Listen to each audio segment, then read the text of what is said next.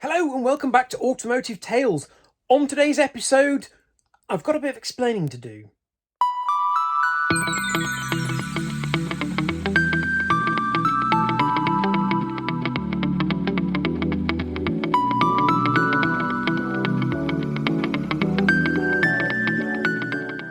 So, you will realise I am back in the Automotive Tales studio, and there's a good reason why you haven't seen much of this studio for a while, apart from when we did some calculations on this here whiteboard, is because this is very shortly going to not be the Automotive Tales studio. So I've mentioned in a few videos that we've got a big change coming, and that's because we have a whole new garage workshop. It also happens to be my home. So I've decided to try and consolidate everything so that I can have my workshop at home and I can actually work on the cars loads more. You'll notice that in the fleet of cars we've got, things like the Rolls-Royce and the Bentley and the Fiat, they haven't featured on the channel for ages. And that's simply because they're in a storage unit many miles away from where I live. Which means if I want to use them, I've got to get in the car, drive to where they are, get them going, get them out, often needs an MOT or they need taxi or whatever else, then drive to wherever I want to go, then take them back, then swap over and drive home. Given it's about an hour and a half from where I live, that basically writes off an entire day, even if I want to go and do like a 2-hour drive. So the solution is to have everything in one place. So the next job I've got to do is pack all of this. So before I get on to packing down the studio, I thought I would give you a bit of a walk around of the workshop. I don't really kind of mind doing it now because even if people figure out where it is, it'll probably all be gone by the time you see this video. So yeah, you'll have seen various bits of this building, but I'm going to actually do you a proper walkthrough. One though, my God, is it a mess. This will give you an idea of the frenetic nature of what's going on in here. It's just chaos in my workshop. But there's some cool stuff to have a look at, so, you know, you might want to see. I wasn't kidding when I said it's a mess. This used to be one great big space for working. There's now a corridor. The studio's through here. I've got my little kitchenette down here, which is a god-awful mess. Might be taking that with me. That's a really useful little sort of kitchen area. And technically my studio was a bit of like a shop. So it's got a little counter that comes down, which has never really been down because there's never space for it. And then this centre area has kind of become just somewhere to store stuff. Some of that stuff includes these cool old Bang & Olufsen units I need to play with at some point. And then, you know, everybody has, you know, shelves full of fluids, and then random bits of tools. Some of this has been sorted out. This used to be my shelf of special tools. I've organised the ones I'm actually taking to the new workshop. Bits to sell. So if you want a back box for a 1 Series, let me know. Oh, actually, no, that's not the 1 Series. That's for a Skoda VRS. You may remember the video. We did a new exhaust on that. That's the original centre box. I have got a whole exhaust system for a 140i. Bits of the Boxster, that's a story for another day. Other bits of various different cars scattered everywhere. Scrap metal, we all have piles of scrap metal that needs sorting. Speakers. A massive, great big compressor I've never managed to get running for if I ever wanted airlines, but everything's done with battery tools now, so I've not needed it. More tools, because, you know, and spare kettle. Always useful having a spare kettle. There's another one here as well. This is this is actually set up to go to the new house. So we're moving into the new house before we move out of the old house. So we will have kettle, cups, next to all this essential stuff for the new house. Basically milk, tea, kettle. Loads more detritus. Some cool Volvo Ocean Race car mats, if anybody needs one of those for a nice V70 Ocean Race. You'll like this, my Myford lathe. So this all needs repairing and getting up and running, but this belonged to my great-grandfather, then my grandfather, now me. So yeah, beautiful piece of kit there. Quite sadly, all of these boxes, this is all stuff that moved out of my granddad's garage 2 years ago. My word, still haven't found a home. These are all going to go to the new workshop because I have actually got space for things like the lathe, which is great. My workbench, where you've seen me do all sorts of bits and pieces, which is an absolute state. My shadow board, which is just missing loads of stuff. So we're going to set a new one of those up in the new workshop. And a few more other bits and pieces of tools. Lots of old number plates, because you have to. And then we spin around here, ignoring the old Porsche seats here. We go into the studio. Ta-da! So this is the image of the studio you'll probably be most familiar with. So my very comfortable little chair, the potbelly stove that's great in winter because it can get freezing in here and it gets super, super warm, even with this tiny, tiny little stove. You recognise the board where we've done some calculations and write various things I need to know. We've got pictures of people that have been in previous videos. Some little bits from Festival Unexceptional a few years ago when we took the RAV4 and the fake Fiesta. You might recognise some bits up here from the homepage of the channel, some broken pistons from a Suzuki Wagon R. It's a whole other story. Badges and lots of other detritus, some cool Hot Wheels on here. Porsche 914. We've got American police cars, all sorts of cool stuff on here. And random bits of cars. This is a sump from a BMW 28 M535. It's an M30 sump, an M30 intake. Bits of an old Golf GTI a friend of mine had years ago. Alex's Porsche 944 dial, which is quite cool. More BMW bits. This is an M20 off my old 1602.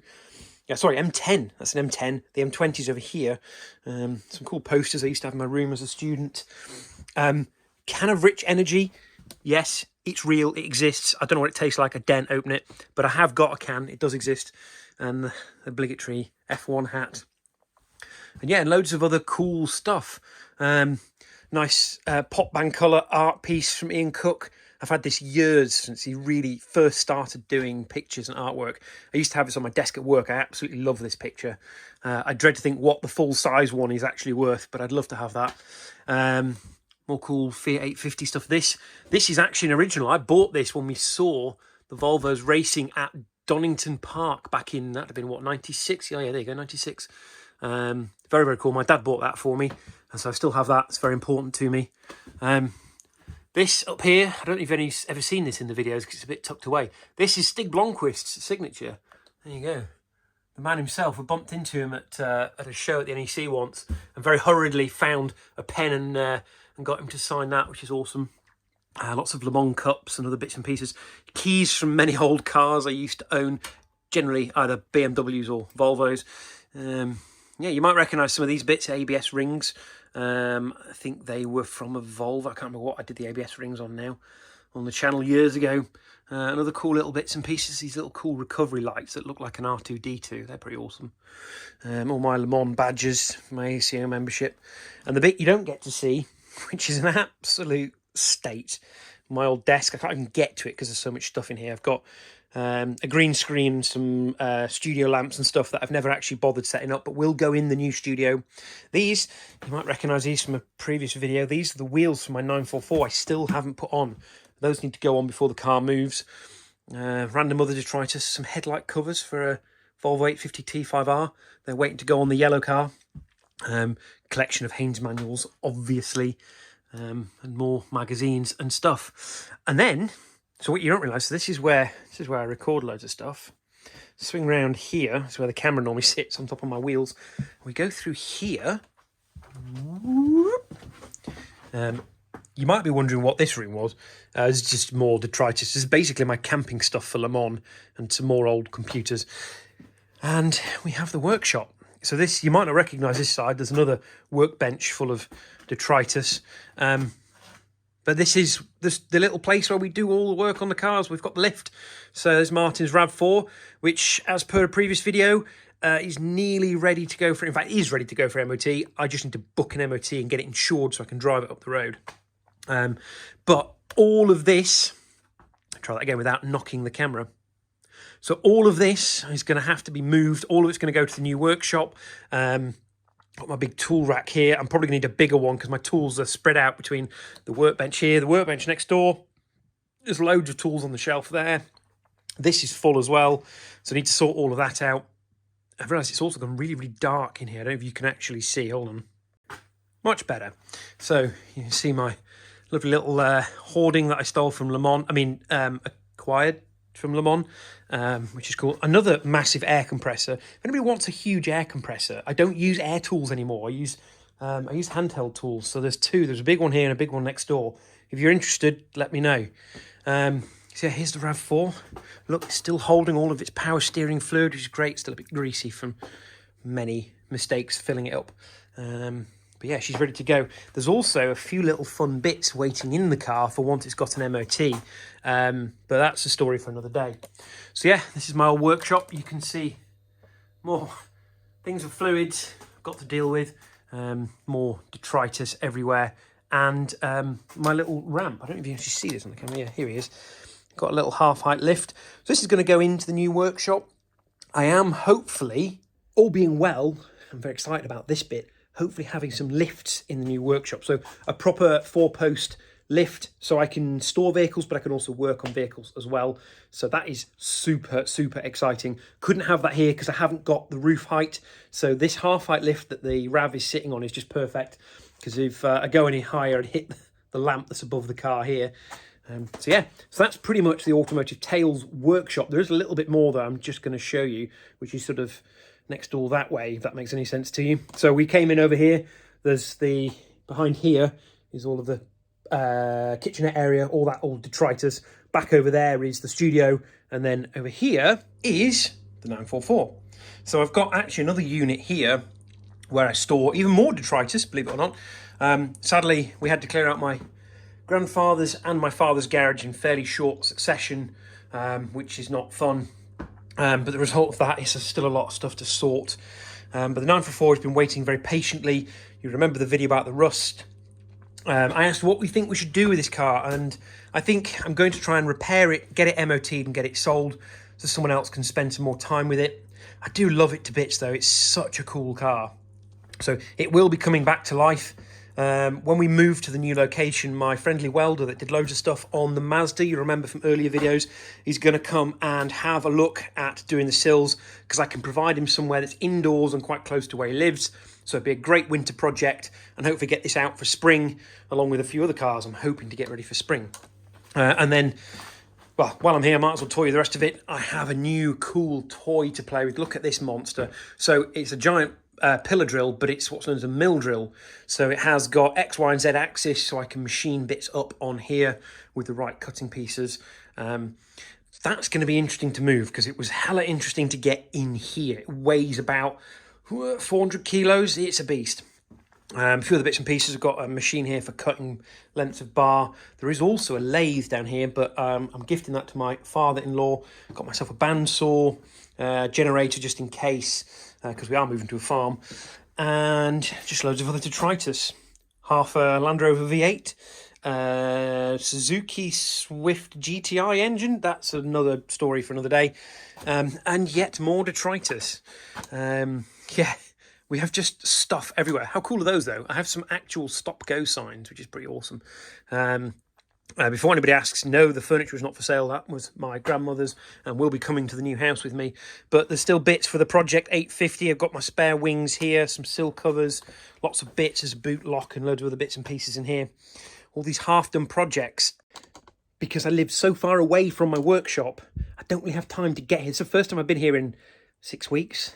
It's terrible. There are other people that use the space that keep an eye on it for me, and the cameras and all the other bits and pieces, but I just don't get time to be here and do the stuff I want to do on the cars, which is ridiculous. So that's why they're going to all be at home, and hopefully that means more content for the channel. While we're on the subject of the Project 850, I have not forgotten about this car. I know it looks like I have, but Greg, the Yorkshire engineer, has promised to come and help me get this sorted so it can be more than just security Volvo. The moment it's playing the role of immovable object, but it will hopefully soon be my tow car, because you've probably seen this on the channel before. This is my everyday car. I don't really know what to do. I don't want to buy a new car. The lease is nearly up on this. It seems ridiculous when I've got other cars to have this big, massive modern car, but I need it to tow. So if that can work, it's got a tow bar on it already, then we can get something much smaller and much more fuel efficient, maybe even electric. We shall see, because it does enough miles to warrant being electric. But yeah, we could do the occasional towing jobs with this and or the Land Rover. So yeah, I haven't forgotten about this car. It is still here. It will live again, I promise. Well, I hope you enjoyed that very privileged tour around the Automotive Tales workshop and studio. I don't often show people what's going on here. I haven't really put much of it on camera before, but given it's moving on, I thought I should give you a little walk around. Right, next job is to try and pack some of this lot up.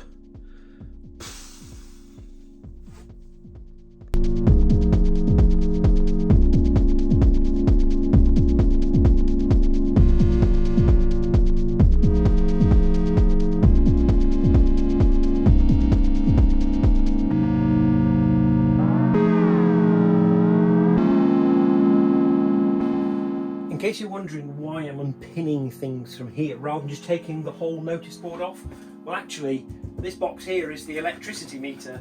So when the electricity trips, I could just about get my fingers in here to turn the electricity back on without to pull the whole thing apart. It was the best way of hiding my fuse box when setting the studio up. So I'm going to take all the bits and pieces off here and then probably leave this on here so someone can still get in and flip the power back on. Yeah, I think for the rest of it I need to probably get things like screwdrivers and some packing.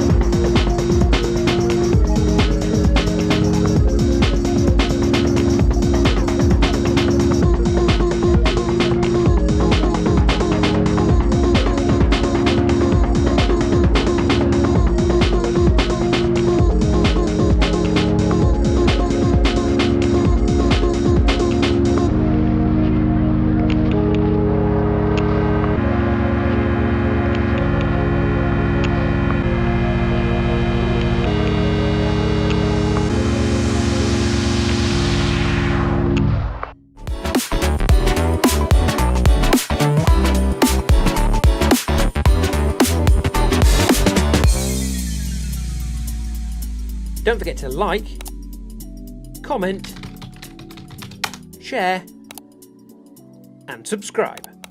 Thank you for watching.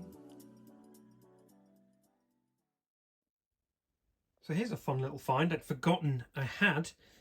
This is the Automotive Tales Gear Knob Award, which I've yet to gift. So if you're watching this video and you have any nominations for somebody for the Automotive Tales Gear Knob Award, other than me, obviously, then, you know, bleep bloop in the comments below and maybe we'll give somebody a lovely little award for being a knob.